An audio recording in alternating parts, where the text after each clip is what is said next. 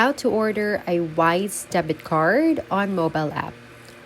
In this guide, we'll walk you through the steps on how to order a Wise Debit Card using the Wise mobile app. Let's get started. Step 1. Open the Wise mobile app on your phone. Log in to your account using your registered credentials.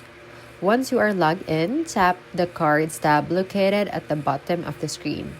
This will take you to the card management section.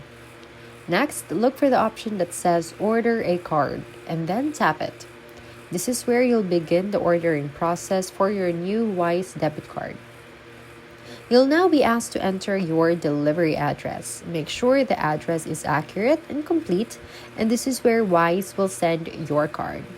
Before submitting a request, carefully review all the details you have entered, and once everything looks good, tap Confirm to place order.